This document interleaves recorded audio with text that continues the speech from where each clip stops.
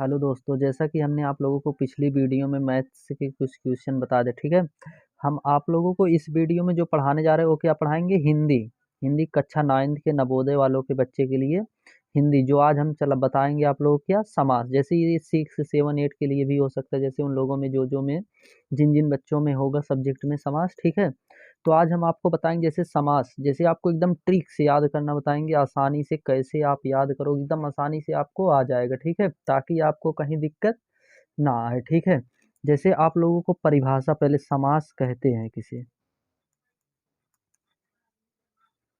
ठीक। जो हम आज आपको बताएंगे पहले परिभाषा बताएंगे क्या कैसे होता है, ठीक है। तो आज जो हम बताएंगे समास, दो या दो से अधिक, दो या दो से दो या दो से अधिक पदों का, दो या दो से अधिक पदों का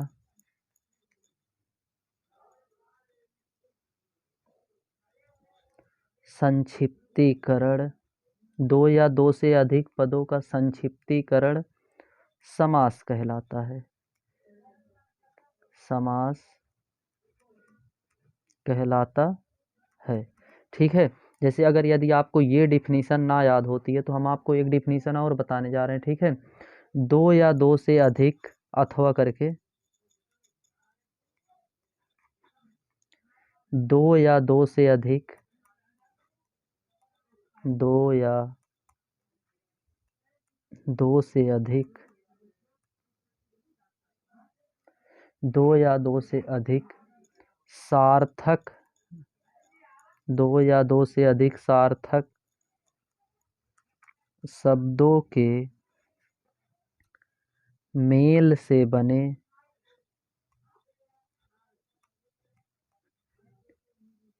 मेल से बने नए शब्द को, मेल से बने नए शब्द को समास कहते हैं, ठीक है।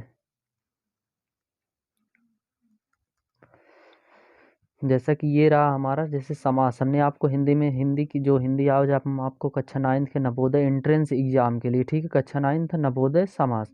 परिभाषा, दो या दो से अधिक पदों का संक्षिप्तीकरण क्या कहलाता है, समास कहलाता है, ठीक है। दो या दो से अधिक शब्दों के, दो या दो से अधिक शब्दों के मेल से बने नए शब्द को समास कहते हैं, ठीक है। जैसा कि आज हम आपको बताएंगे समास के प्रकार, समास कितने प्रकार के होते हैं, और ट्रिक से याद करना समास के प्रकार, ठीक है। ठीक है, जैसा कि आज अब हम आपको क्या बताएंगे, समास के प्रकार। समास कितने प्रकार के होते हैं, 6 प्रकार के। समास कितने प्रकार के होते हैं, 6 प्रकार के, ठीक है। जैसे ये आपको समास 6 प्रकार रटने में दिक्कत होगी, तो इसके लिए हम आपको आसानी से ट्रिक से बता रहे हैं कैसे आप याद करोगे। जैसे इसका जो ट्रिक है, एकदम आसानी से, एकदम बेसिक से हम आपको समझा रहे हैं ताकि आपको कहीं भी कोई दिक्कत ना आए, ठीक है। इसका ट्रिक है द्वंद्वी अब तक, द्वंद्वी अब तक, ठीक है। यही इसका क्या है, ट्रिक है, द्वंद्वी अब तक। ये आपका सबसे इम्पोर्टेंट है, ठीक। ये आपको याद करने की ज़रूरत है, याद रहेगा तो आपको समास के 6 प्रकार याद हो जाएंगे। अब देखिए, जैसे द्वंद्वी, द्वंद्व से क्या होगा, द्वंद्व समास, नंबर 1 द्वंद्व समास। अब द्वि से द्विगु समास। आ से क्या होगा, जो आ से हमारा होगा अव्ययी भाव समास, अव्ययी भाव समास, ठीक है। अब देखिए बा से बहुब्रीहि समास, बा से क्या होगा, बहुब्रीहि समास। अब तक, ता से देखिए, ता से क्या होगा, तत्पुरुष समास।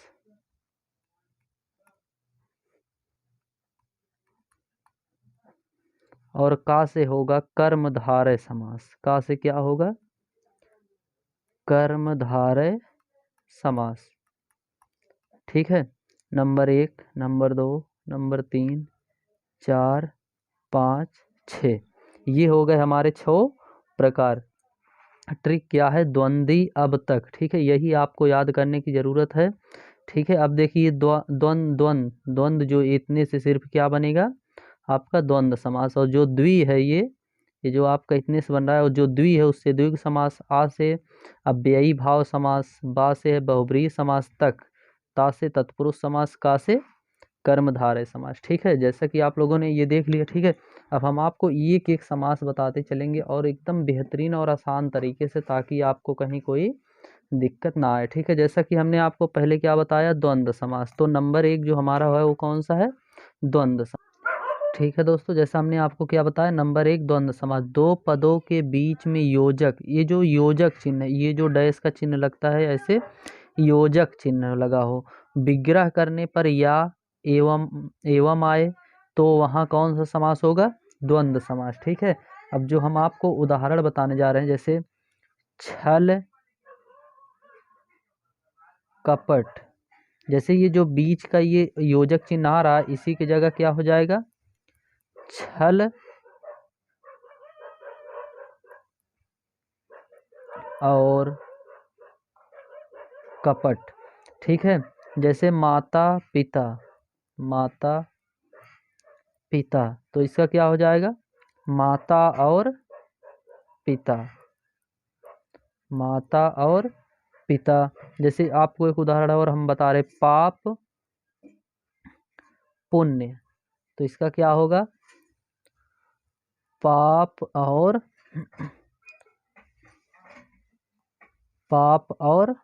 पुण्य। ठीक है, जैसा कि हमने आपको द्वंद्व समास, दो पदों के बीच में योजक चिन्ह लगा हो, जब उसका विग्रह करें, विग्रह करने पर या एवं आए, तो वहाँ द्वंद्व समास होता है। जैसे छल कपट, माता पिता, पाप पुण्य, आस पास, जैसे बहुत सारी चीज़ों को हम जैसे बना सकते हैं। ठीक है, अब हम आपको नंबर 2 बताते हैं, जो हमारा नंबर 2 है। ठीक है, जैसा कि हमने आपको पहला द्वंद्व समास बताया, दूसरा अव्ययी भाव समास। ये अव्ययी भाव समास बहुत आसान है। जैसे इसकी डिफिनीशन क्या होगी? जिन शब्दों के प्रारंभ में उपसर्ग लगा हो, जिन शब्दों के जिन शब्दों के प्रारंभ में जिन शब्दों के प्रारंभ में उपसर्ग जिन शब्दों के प्रारंभ में उपसर्ग लगा हो, उसे अव्ययी भाव समास कहते हैं, उसे अव्ययी भाव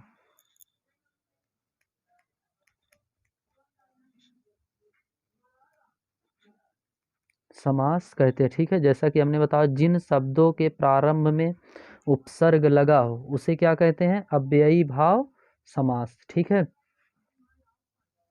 जैसे जो अव्ययी भाव हमने आपको बताया, जिन शब्दों के प्रारंभ में उपसर्ग लगा हो, उसे अव्ययी भाव समास कहते हैं। जैसे प्रति, अनु, आ, जैसे ऐसे इत्यादि। ठीक है, जैसे प्रति से क्या होगा? प्रतिकूल। अनु से क्या होगा? अनुकूल। ठीक है, आ से क्या होगा? आजन्म। ठीक है, जैसा कि हमने आपको बताया, जिन शब्दों के प्रारंभ में उपसर्ग लगा हो, उसे अव्ययी भाव समास कहते हैं। जैसे प्रति, अनु, आ, यथा, और भी ऐसे जैसे और भी इत्यादि आते हैं। ठीक है, तो हम आपको जो ये था दूसरा वाला। ठीक है, अब नंबर तीसरा बता। ठीक है दोस्तों, जैसा कि हमने आपको इससे पहले क्या बताया, अव्ययी भाव समास, और ये था, ये हमारा तीसरा है तत्पुरुष समास। तत्पुरुष समास कहते हैं किसे? समास का विग्रह करने पर कारक चिन्ह का लोप हो जाता है, तत्पुरुष समास कहलाता है। ठीक है, जैसे का, की, के, में, पर, के लिए। ठीक है, जैसे हम आपको एक एग्जाम्पल बता रहे हैं, मन चाहा, मन चाहा, तो क्या होगा? मन से चाहा। ठीक है। ऐसे आप उदाहरण जो चिन्ह का देखिए, अब अगर मन मन से चाहा, अगर इसका हम जब समास विग्रह करेंगे तो क्या हो जाएगा, मन चाहा, यहाँ से इस से का क्या हो जाएगा, लोप हो जाएगा। ठीक है। अब जो हम आपको बताने जा रहे हैं नंबर 4, ठीक है, कर्मधारय। नंबर 4 जो हमारा क्या है, कर्म, ठीक है, कर्मधारय समास। ठीक है, कर्मधारय और भी आसान हम आपको बता रहे, जैसे एक पद, एक पद दूसरे पद की, एक पद दूसरे पद की, जो हमारा कर्मधारय समास है। ठीक है, नंबर 4, नंबर 4 हमारा कौन सा है, कर्मधारय समास। एक पद दूसरे पद की विशेषता बताता है, एक पद दूसरे पद की विशेषता बताता है। ठीक है, तो उसे क्या कहते हैं, कर्मधारय समास। एक पद दूसरे पद की विशेषता बताता है, क्या कहते हैं, कर्मधारय समास कहते हैं। ठीक है।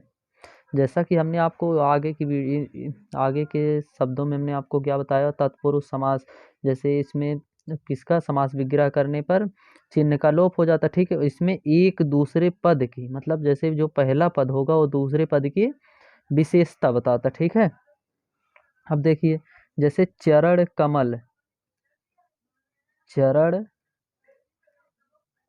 कमल, तो इसका क्या होगा, कमल के समान चरण, कमल के समान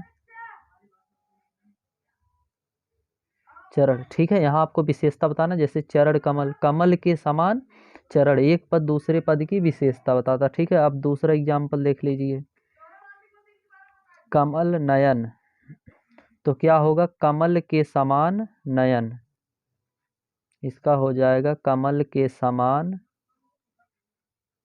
नयन। ठीक है।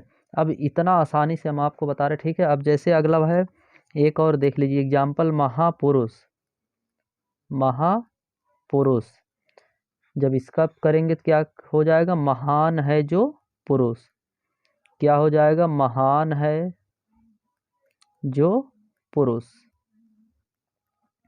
ठीक है। अब देखिए, अब जैसे ये तो हमारा हो गया। ठीक है, नंबर 4, जो नंबर 5वां हम आपको बताने जा रहे हैं वो क्या है, हमारा द्विगु समास। नंबर 5 क्या है, द्विगु समास।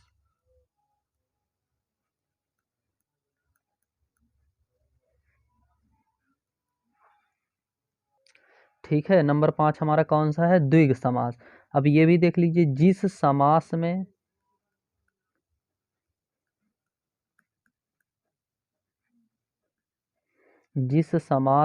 प्रथम पद, जिस समास में प्रथम पद संख्यावाचक हो, जिस समास में प्रथम पद संख्यावाचक हो, उसे द्विगु समास कहते हैं। उसे क्या कहते हैं, द्विगु, उसे द्विगु समास,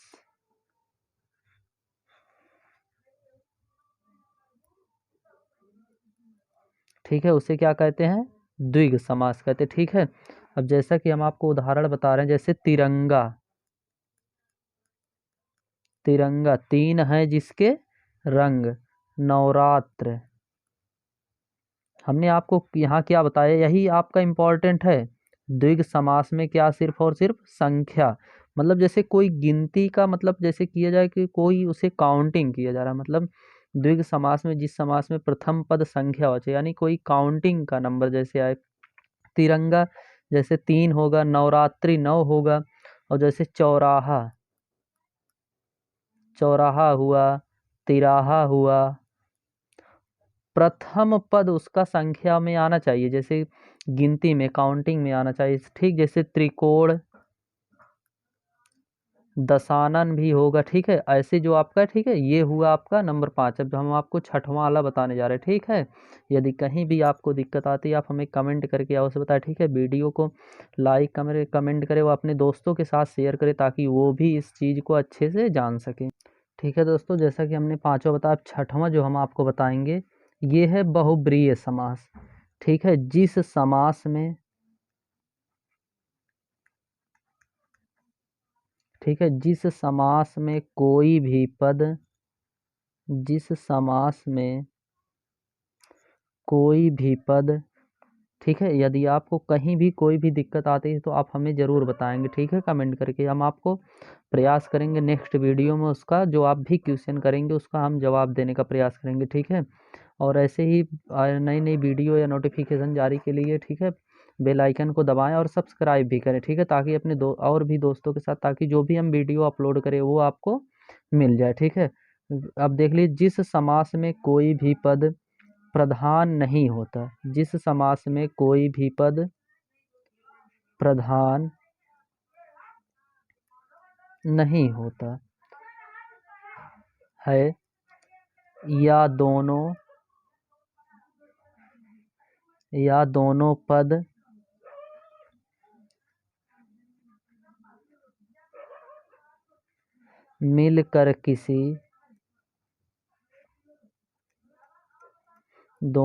मिलकर किसी पद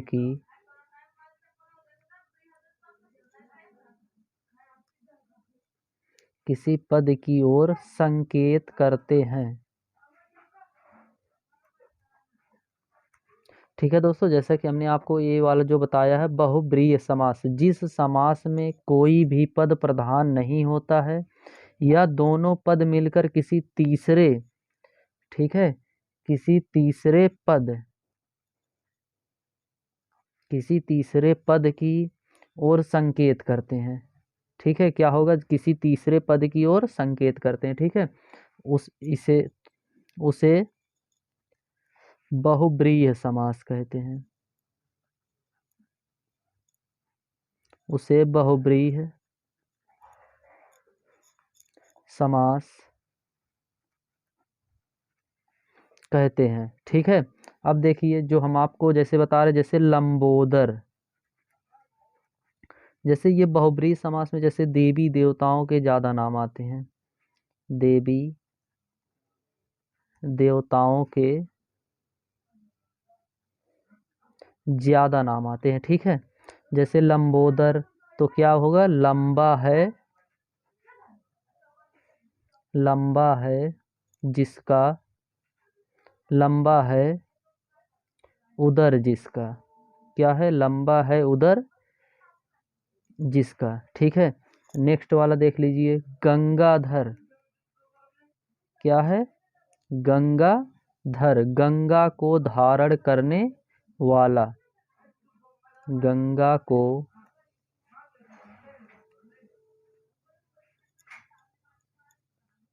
धारण करने वाला, ठीक है। अब अगला देखिए, दशानन, क्या है? दशानन, दस है आनन जिसके, दस है आनन जिसके, ठीक है, यानी रावण, ठीक है। हमने आपको ये बहुब्रीहि समास अब ठीक है, तो हम आपको जो नेक्स्ट वीडियो में बताएंगे, ठीक है, ताकि आपको कहीं भी कोई दिक्कत नहीं, ठीक है। अपने दोस्तों के साथ इसको शेयर व लाइक व कमेंट कीजिएगा, ताकि हम आपको नए, और बेल आइकन को दबाना नहीं भूलिएगा, ठीक है, ताकि नेक्स्ट वीडियो भी जो भी हम आपको बनाए उसका नोटिफिकेशन आपके पास जाता रहे, ठीक है।